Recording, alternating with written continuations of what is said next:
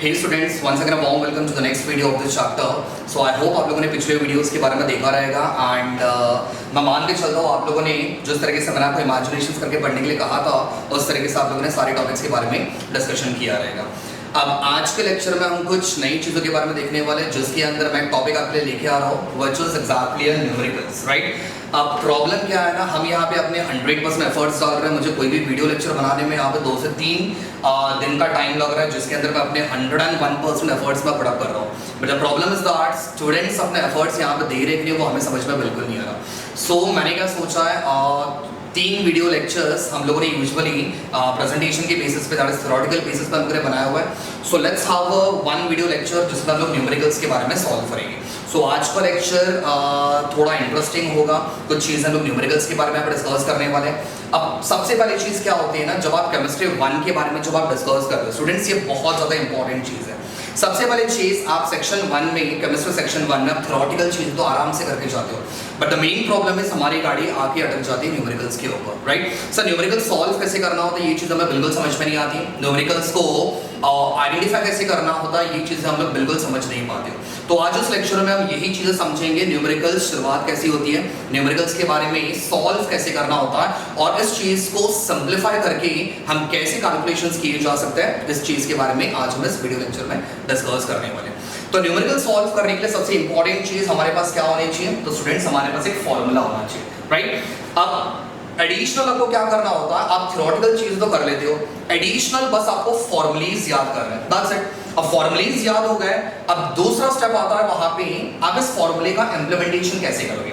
Formulas implement करना आपको आ गया, दैट मींस आपका 90% आप लोगों ने न्यूमेरिकल सॉल्व कर लिया, बचा गया कैलकुलेशन पार्ट। कैलकुलेशंस के लिए हम यहाँ पे प्रैक्टिस करेंगे, जितनी आप प्रैक्टिस करोगे उतनी वो चीज आपकी बेटर होती जाएंगी। सो यहाँ पे आप जितने न्यूमेरिकल्स ज्यादा से ज्यादा प्रैक्टिस करोगे उतना आपका न्यूमेरिकल्स परफेक्ट होते जाएगा।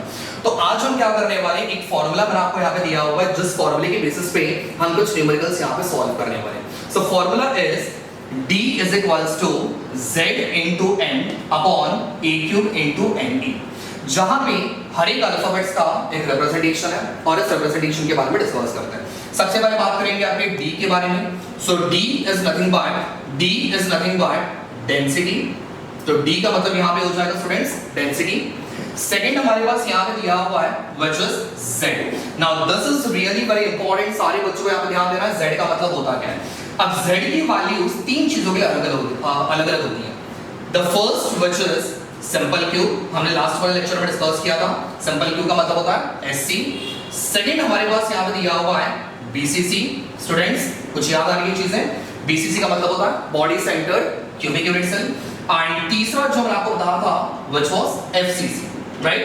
सो FCC का मतलब क्या होता है, face centred cubic unit cell, right. Now question आपको ध्यान से देखना है, क्वेश्चन में आपके पास क्या पूछा हुआ है। If the question is asking for simple cube, I repeat, question में अगर आपको सिंपल क्यूब दिया हुआ है दैट मींस z की वैल्यू यहां पे बन जाएगी 1। Is that clear?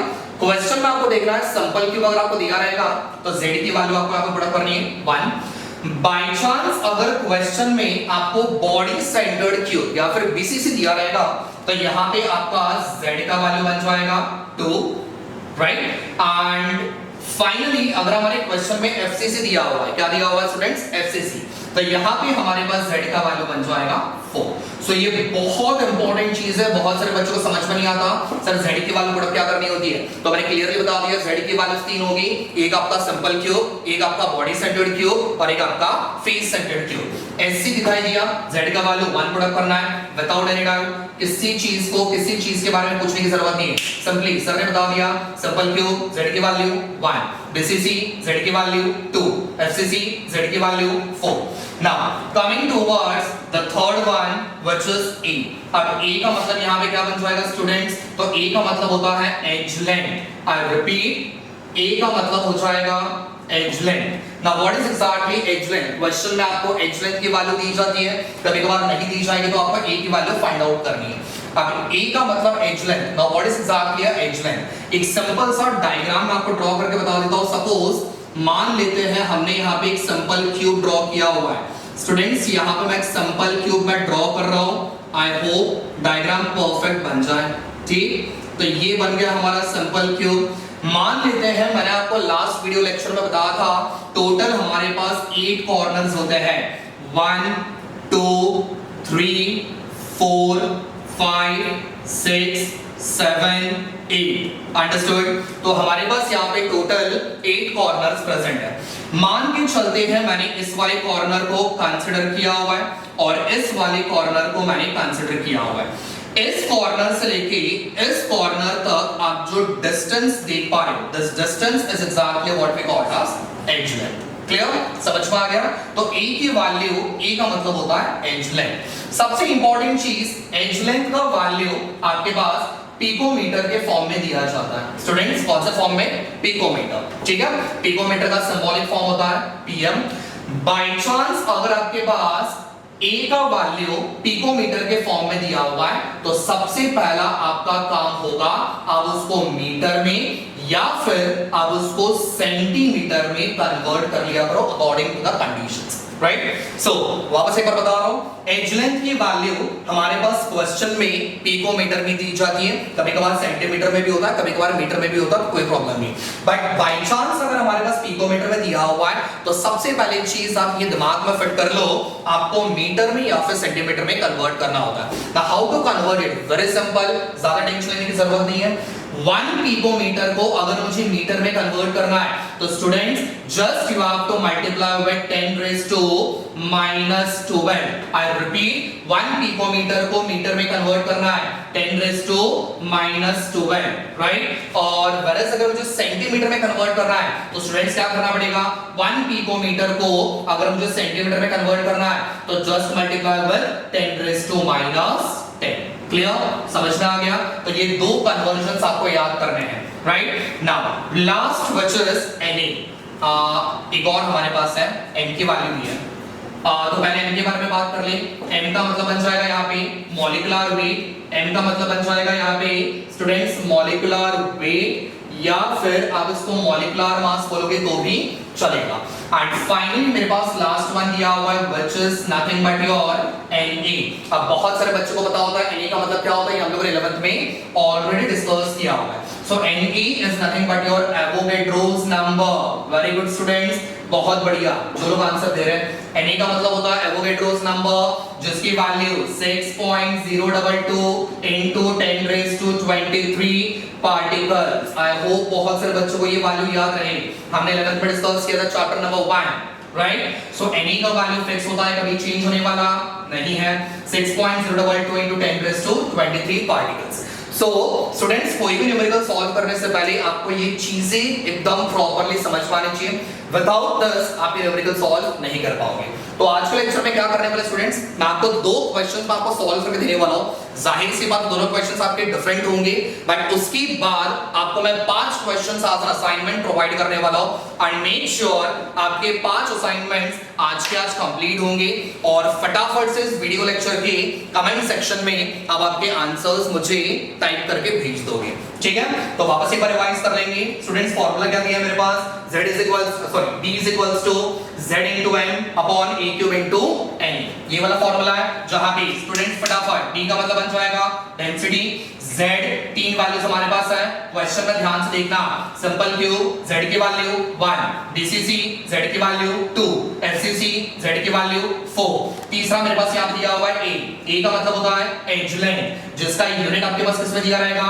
पिकोमीटर में दिया रहेगा। तो सबसे पहले याद रखो पिकोमीटर में है तो एक तो मीटर में कन्वर्ट करो या फिर सेंटीमीटर में कन्वर्ट करो according to the condition. 1 metre कितने मीटर के, सॉरी 1 पिकोमीटर कितने मीटर में के बराबर होता है? That is 10 raised to -12। 1 picometre कितने सेंटीमीटर के बराबर होता है? So that is 10 raised to -10। Next m का मतलब हो जाएगा मॉलिक्यूलर वेट या फिर molecular mass. And last but not least that is Avogadro's number, जिसका सिंबल होता है Na और इसकी वैल्यू फिक्स्ड होती है, that is 6.022 into 10 raised to 23 particle. Now let's move on to the very first question which has been written on your board, right?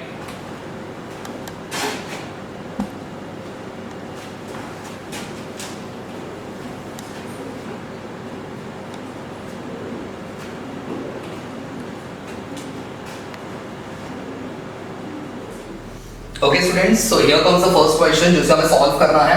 जो अभी हमने फॉर्मूला डिस्कस किया था उसके बेसिस पे, राइट। तो मैं आपके लिए सबसे पहले क्वेश्चन में रीड आउट कर लेता हूँ। क्वेश्चंस में सबसे इंपॉर्टेंट चीज जो होती है आप लोगों ने क्या करना है, सबसे पहले उसे आप लोग अंडरलाइन करके रखो, राइट। तो क्वेश्चन क्या बोल रहा है, ध्यान से समझना students. Copper crystallises into FCC structure, सबसे पहला पॉइंट आपको यहाँ पे मिल गया, अंडरलाइन करके रख लो। एफसीसी स्ट्रक्चर बोला हुआ है, दिमाग में क्लियरली समझ लो। एफसीसी बोला मतलब आपका Z का वैल्यू कितना बनना चाहिए स्टूडेंट्स, 4, क्लियर। आगे बढ़ते हैं। And the unit cell has edge length of 3.61 into 10 raised to minus 8 centimetre. दूसरा मेरे पास यहाँ पे वैल्यू दिया हुआ है एज लेंथ का। एज लेंथ बोला मतलब दिमाग को फटाफट क्लियर कर लो, ए की वैल्यू हमारे पास दी हुई है। नेक्स्ट हमें पूछा हुआ है calculate the density of the copper, जाहिर सी बात है डेंसिटी पूछा हुआ है मतलब स्टूडेंट्स हमें डी की वैल्यू हमें कैलकुलेट करनी है। और एक और वैल्यू हमारे पास यहाँ पे दिया हुआ है स्टूडेंट्स, मोलार मास की वैल्यू हमारे पास गिवन है। मोलार मास मतलब क्या हो जाएगा, फटाफट से m की वैल्यू हो जाएगी। चलो कितना वैल्यू हमारे पास दिया हुआ है, 63.5। अब स्टूडेंट्स हम लोग क्या करेंगे, सारी चीजों को हम लोग गिवन डाटा के फॉर्म में लिख लेते हैं, ठीक है। चलो सबसे पहले स्ट्रक्चर कौन सा रहेगा हमारा, एफसीसी, वेरी गुड। तो एफसीसी बोला मतलब z का वैल्यू z का वैल्यू क्या बन जाएगा, 4, क्लियर। आगे बढ़ते हैं। एज लेंथ हमारे पास दिया हुआ स्टूडेंट्स, तो एज लेंथ का रिप्रेजेंटेशन मैंने क्या बताया था, व्हिच वाज 8, कितना दिया हुआ है, 3.61 into 10 raised to minus 8 centimetre. अब सबसे इंपॉर्टेंट चीज है स्टूडेंट्स, यहाँ पे यूनिट जरा गौर से देखना, हमारे पास क्या दिया हुआ है, सेंटीमीटर। तो ये यूनिट को चेंज करने की बिल्कुल भी जरूरत नहीं है। If it is in the picometre, अगर ये पिकोमीटर में होता तो हम इसका कन्वर्जन जरूर करते, आइदर इन द मीटर और सेंटीमीटर। तो यहाँ पे आपको कन्वर्जन करने की जरूरत बिल्कुल भी नहीं है। आगे हमारे पास दिया हुआ है molar mass, very important. Molar mass का सिंबॉलिक रिप्रेजेंटेशन क्या बनेगा, फटाफट से m बन जाएगा। वैल्यू कितना दिया हुआ है, 63.5 ग्राम मोल इनवर्स, क्लियर। चलो अब एक वैल्यू हमारे पास गिवन बिल्कुल नहीं होता और पेपर में भी बहुत टाइम आपको नहीं दिया जाता, बट उसकी वैल्यू हमेशा फिक्स्ड होती है, कभी चेंज होने वाली नहीं है। तो ये वैल्यू हमेशा याद रखा करो, Na का value. For safer side values याद करके जाया करो, Na की वैल्यू कितनी होती है, that is 6.022 into 10 raised to 23 particles, मैंने यहाँ पे लिया हुआ है एटम्स। कहीं कहीं पे आपको वैल्यू 6.023 भी दिया हुआ है, कहीं कहीं पे आपको वैल्यू 6.022 भी दिया हुआ है, करेक्ट। तो यहाँ पे आपको वैल्यूज आप दोनों में से कोई भी वैल्यू यहाँ पे पुट करोगे चलेगा, कोई प्रॉब्लम नहीं है, फेयर इनफ, राइट। चलो अब हमारे पास कैलकुलेट क्या करने बोला हुआ है, तो स्टूडेंट्स हमारे पास यहाँ पे डेंसिटी का वैल्यू कैलकुलेट करने बोला हुआ है। तो टू फाइंड हमारे पास बोला हुआ है d की वैल्यू, सो d की वैल्यू हमें यहाँ पे कैलकुलेट करनी है, राइट। तो अब ये सारे गिवन डेटा हमारे पास हो गए और हमें यहाँ पे d की वैल्यू कैलकुलेट करने के लिए कहा है। तो नेक्स्ट हमारा स्टेप यहाँ पे आ जाएगा, हमें फॉर्मूला कौन सा इस्तेमाल करना है इस चीज के बारे में देखेंगे। तो हमारे पास एक ही फॉर्मूला है, फॉर्मूला क्या बोल रहा है students, d is equals to z into m upon a cube into n, very simple formula. इसी फॉर्मूले में हमें वैल्यूज सब्स्टिट्यूट करनी, क्लियर। अब फॉर्मूला जब आप लेते हो उस फॉर्मूले के अंदर सारी चीजें हमारे पास गिवन है, यानी एक बार क्रॉस चेक कर लो। सबसे पहले z की वैल्यू यस सर दी हुई है, n की वैल्यू ऑफ कोर्स हमारे पास दी हुई है, a की वैल्यू हमारे पास दी हुई है, हम लोग a क्यूब का वैल्यू निकाल सकते हैं, whereas na का वैल्यू भी हमारे पास दिया हुआ, सारी वैल्यूज हमारे पास गिवन है, d की वैल्यू हम आराम से कैलकुलेट कर सकते हैं। तो let's move on to the substitution part, right. चलो अब हमें क्या करना है, वैल्यूज को हमें सब्स्टिट्यूट करना है। तो यहां पे आ जाएगा, here comes the solution part. Okay अब सॉल्यूशन में क्या करेंगे, सबसे पहले पूरे फॉर्मूले को सेम कॉपी कर लेते हैं। सो d is equals to z into m upon a cube into n, formula आ गया। अब एक एक करके सारे वैल्यूज हम लोग यहाँ पे सब्स्टिट्यूट करेंगे। So therefore d is equals to, चलो फटाफट z की वैल्यू, स्टूडेंट्स z की वैल्यू कितनी दी है मेरे पास, 4 into n का वैल्यू मेरे पास कितना दिया हुआ है, सो मोलार मास n का वैल्यू 63.5 होल डिवाइडेड बाय, चलो फटाफट से a की वैल्यू कितनी दिख रही है आपको यहाँ पे, 3.61 into 10 raised to minus 8 का क्यूब into na का वैल्यू मेरे पास कितना दिया हुआ है, 6.022 6.022 into 10 raised to the power 23. Clear? I hope यहाँ तक कैलकुलेशंस आपको क्लियरली समझ में आ गए होंगे, राइट? चलो अब क्या करेंगे, इस वाले वैल्यू को सबसे पहले कैलकुलेट कर लेते हैं, जो कि आपका बहुत ही ज्यादा सिंपलीफाई कर देगा आपके कैलकुलेशंस को। तो 4 into 63.5 मैंने यहाँ पे ऑलरेडी कैलकुलेट करके रखा हुआ है। तो आपने क्या करना है, कैलकुलेशंस आप घर पे एक बार ट्राई करके देखो। यहाँ पे अगर मैं कैलकुलेशन करने बैठ गया तो मेरा भी थोड़ा सा टाइम ज्यादा हो जाएगा, आप भी थोड़े से बोर हो जाओगे। तो मैंने क्या किया, वैल्यूज मैंने कैलकुलेट ऑलरेडी करके रखा हुआ है, बट वैल्यूज कैलकुलेशन कैसे करना है ये मैं आपको बता दूं। तो मैंने सबसे पहले क्या किया, 4 into 63.5, तो मुझे यहाँ पे वैल्यू मिला हुआ है which is 254। आप भी एक बार क्रॉस चेक कर लेना सर की वैल्यूज करेक्ट है या नहीं। 254 डिवाइडेड बाय नीचे सबसे पहले हम क्या करेंगे, पावर को सॉल्व कर लेंगे। चलो 10 raised to -8 का मुझे क्या पूछा हुआ है, क्यूब। सो -8 into 3 स्टूडेंट्स क्या बनेगा फटाफट से, 10 raised to -24। Very good. और यहाँ पे पावर क्या दिया हुआ है, 10 raised to 23। तो मैंने पावर को क्या किया, पास में लेके आ गया। बाकी सारे वैल्यूज को सेम कॉपी कर लो। 3.61 का क्या पूछ रहा है, क्यूब इनटू 6.022। Fair enough. चलो अब हम लोग क्या करेंगे, आपकी इस पावर को सबसे पहले सॉल्व करने की कोशिश करते हैं। चलो फटाफट से -24 प्लस 23, फटाफट से आंसर -24 प्लस 23 क्या बन जाएगा, that is 10 raised to -1, right? चलो बाकी सारे वैल्यू सेम कॉपी कर लेंगे। तो ऊपर आ जाएगा 254, नीचे 3.61 का मुझे क्या पूछा हुआ है स्टूडेंट्स, क्यों पूछा हुआ है, तो मैंने ऑलरेडी कैलकुलेट करके रखा हुआ है, आप उसको एक बार सॉल्व करके ट्राई कर लो। तो 3.61 का क्यूब मुझे मिला है 47.04। ये वाला किसका मिला, 3.61 का क्यूब निकालने के बाद, क्लियर, इनटू 6.022। समझ में आ गया? अब एक काम करते हैं, 10 raised to -1 जो है ना, ये मुझे नीचे बिल्कुल पसंद नहीं है। इसको एक काम करते हैं, ऊपर शिफ्ट कर देते हैं। ठीक, मैंने क्या किया, ऊपर शिफ्ट करा दिया। तो 10 raised to -1 जब ऊपर जाएगा तो अपना साइन क्या करेगा, चेंज करेगा। सो माइनस ऊपर जाने के बाद प्लस हो गया।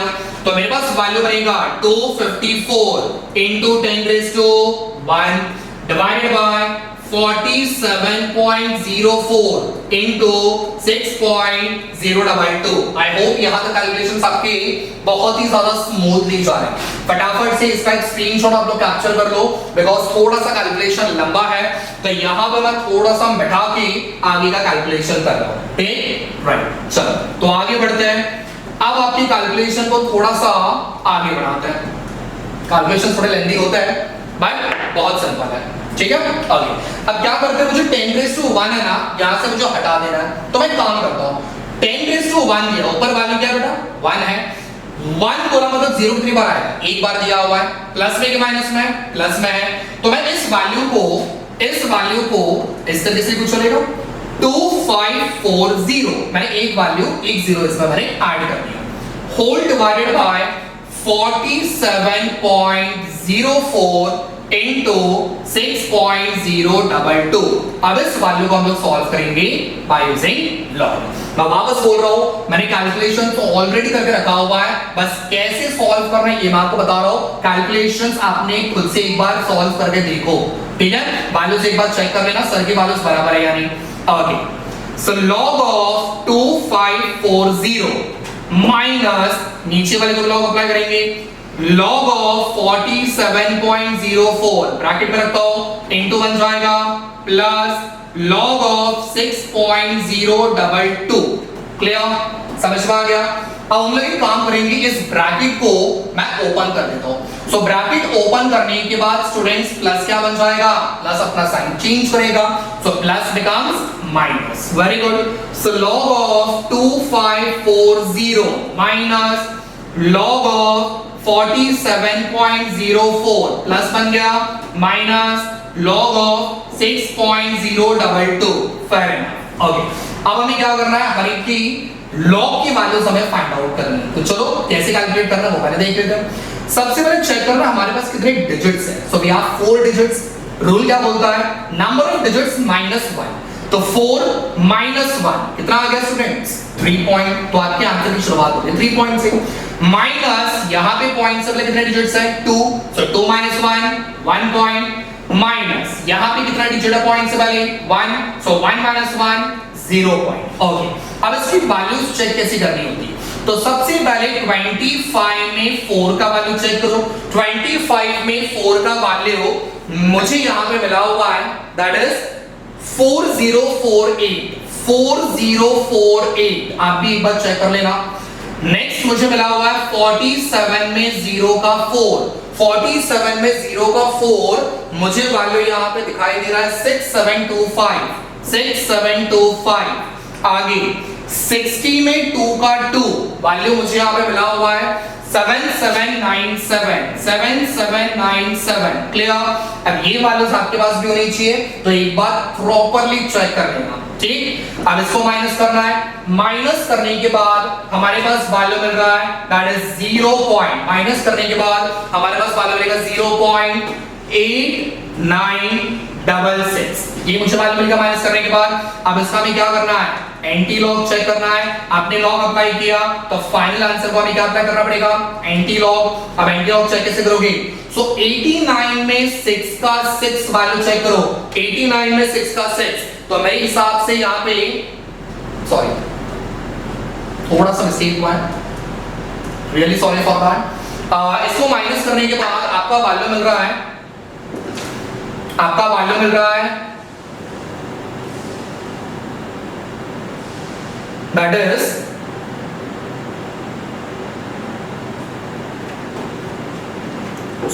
स्लाइटली थोड़ा सा मिस्टेक मुझे आप लग रहा है, काम कर रहे थे कैलकुलेशन से, आप सामने करके देख लेते हैं।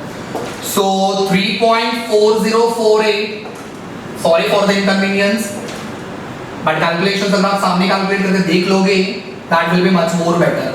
या फिर लास्ट में आंसर जो आपका आने के बाद फिर बाद में जो हार्ट अटैक आता है ना, उससे अच्छा है सामने सामने सॉल्व करवा लिया करो। सो 8 minus 5 बन जाएगा 3, 4 में से 2 चला गया 2। सर बच्चों को पढ़ा रहे हो? बिल्कुल नहीं बेटा। 10 में से 7 चला गया बेटा 3, 3, 13, 7, 2 minus 1 1। नेक्स्ट वैल्यू हमारे पास यहाँ पे गिवन है माइनस 0.7797। क्लियर?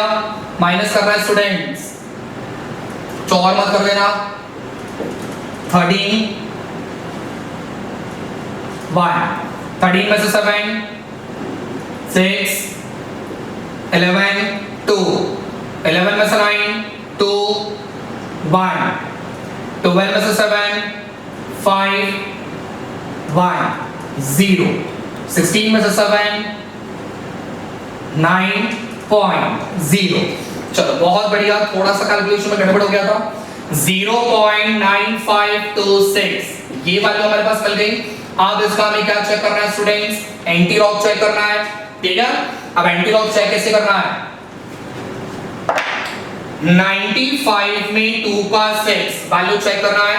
सो हमारे पास आंसर मिलेगा व्हिच इज 8966। आई रिपीट 8966, ये हमारे पास आंसर मिलेगा।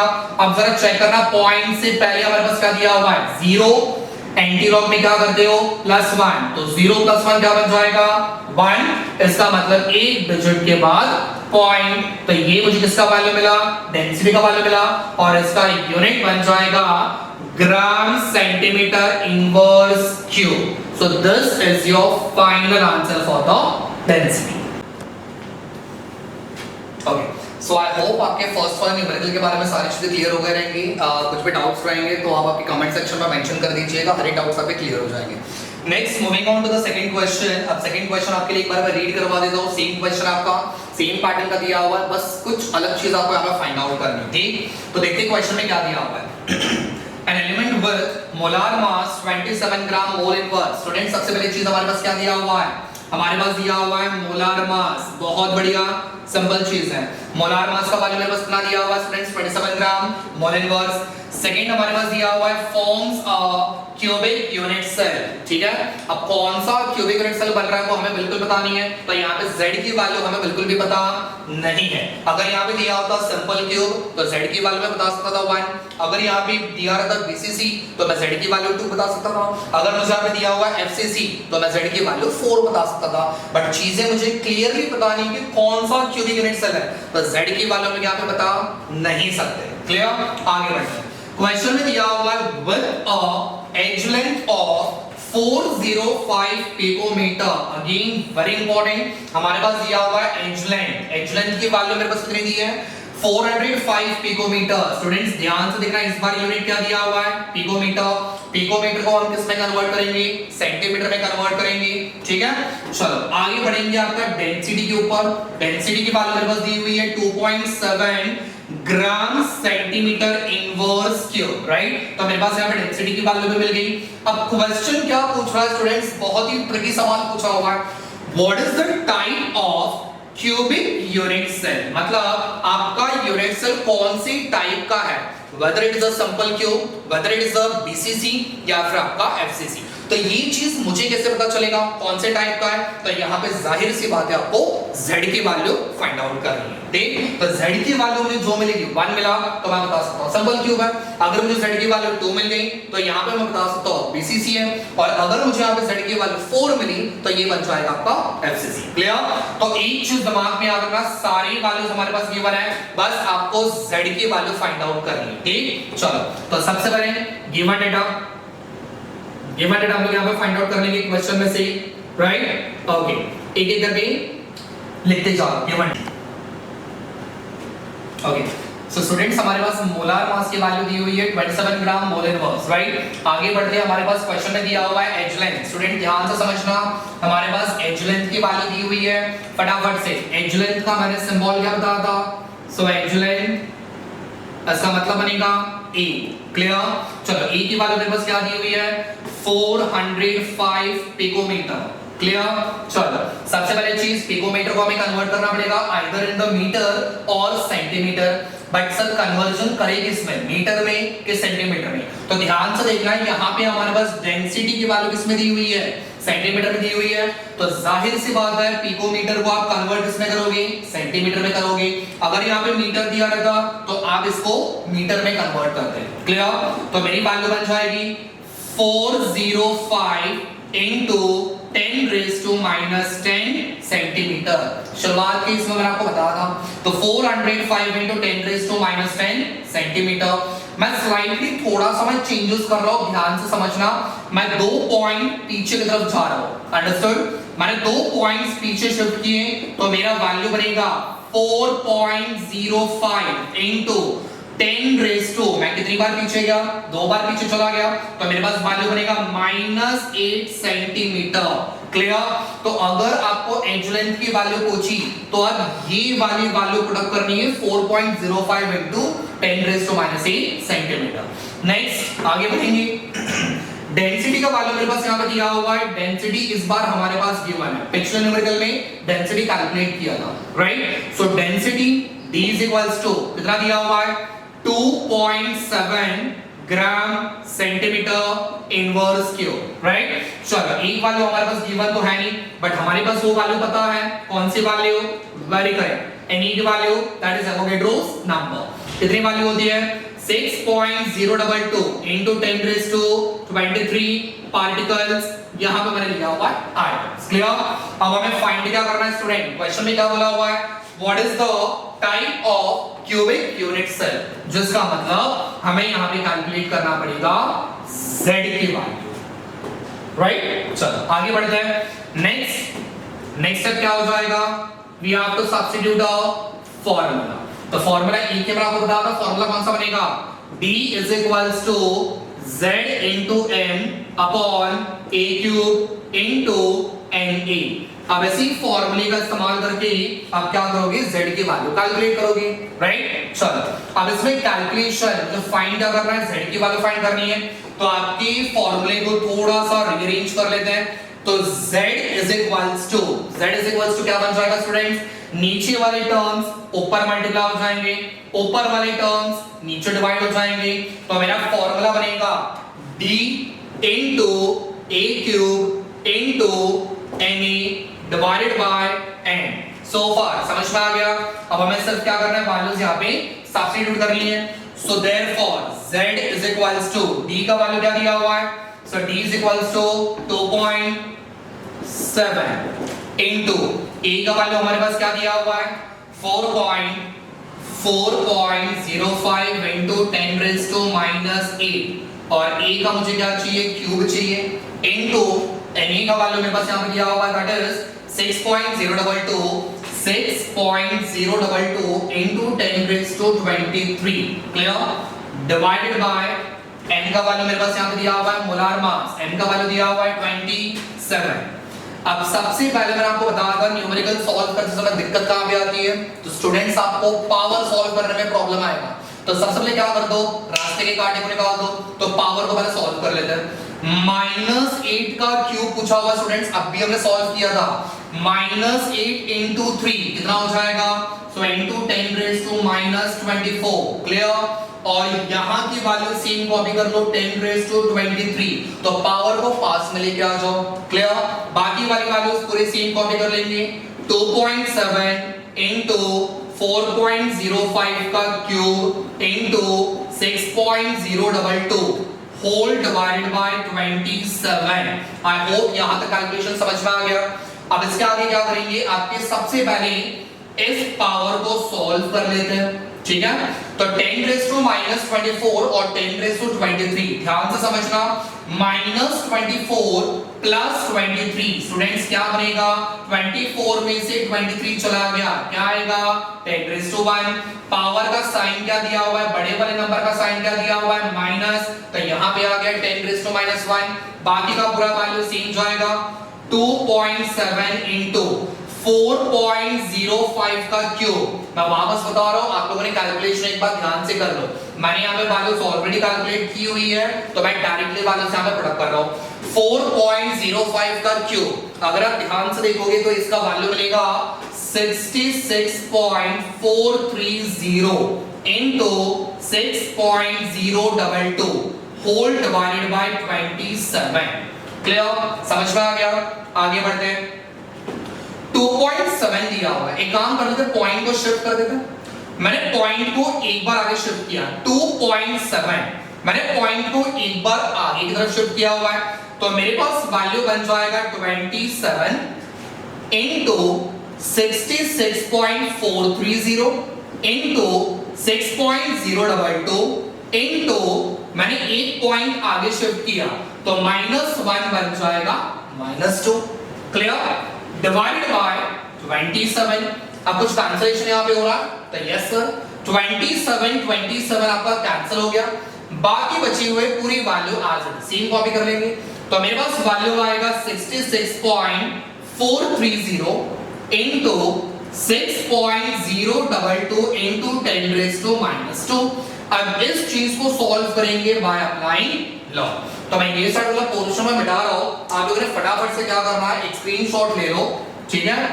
तो आगे थोड़ा सा न्यूमेरिकल हम लोग सॉल्व कर लेते हैं. चलो, तो अब हमें क्या करना है, z की वैल्यू निकालनी है, log अप्लाई करना है. तो z इज इक्वल्स टू, चलो फटाफट से log ऑफ 66.430 इनटू बन जाएगा प्लस log ऑफ 6.022 ब्रैकेट के बाहर इनटू 10 raised to -2. पावर को सेम रखना है. अब इसके log की वैल्यूज आपको चेक करनी है. सबसे पहले 66 में 4 का 3 वैल्यू, पहले मुझे बताना पॉइंट से पहले कितने डिजिट्स हमारे पास है 2. सो 2 - 1 पॉइंट सेंटर में प्लस पॉइंट से पहले मेरे पास कितने डिजिट्स है 1. सो 1 - 1 0 पॉइंट क्लियर. अब log की वैल्यूज आपने चेक करनी है. जैसे मैं बता रहा हूं फटाफट आपके सामने log की बुक होनी चाहिए. 66 में 4 का 3 वैल्यू, तो मुझे यहाँ पे आंसर मिला हुआ है 8224. क्रॉस चेक कर लेना, मेरा आंसर आपके आंसर से मैच होना चाहिए 8224. आगे बढ़ते हैं. 60 में 2 का 2, तो आंसर मिलेगा 7797 into 10 raised to -2 क्लियर. अब ये दोनों वैल्यूज को हमें क्या करना है, प्लस करने बोला हुआ है. So which is equals to, plus करने के बाद वैल्यू मिलेगा 2.6621 चेक कर लेंगे एक बार आपकी वैल्यू 1.8224 प्लस 0.7797 7 plus 4 11 1 9 plus 1 10 2 12 1 7 9 10 0 1 8 1 9 16 1 2 थोड़ा सा डाउट था वालों साइन पे गलत हुई है 2.6021 into 10 raised to minus 2 power को बोल मत जाना पावर को बराबर नीचे लेके आओ अब इसका हमें फाइंड आउट करना है एंटी लॉग लॉग को कैंसिल करने के लिए हमें क्या निकालना पड़ेगा एंटी लॉग निकालना पड़ेगा सो अब इसका चेक करेंगे एंटी लॉग 60 में 2 का 1 आई रिपीट 60 में 2 का 1 तो मुझे यहां पे आंसर मिला हुआ है 4,000 into 10 raised to minus 2 अब जरा चेक करना पॉइंट से पहले हमारे पास नंबर क्या दिया हुआ है 2 एंटी लॉग में क्या करते हैं 2 plus 1 3 तो 3 डिजिट के बाद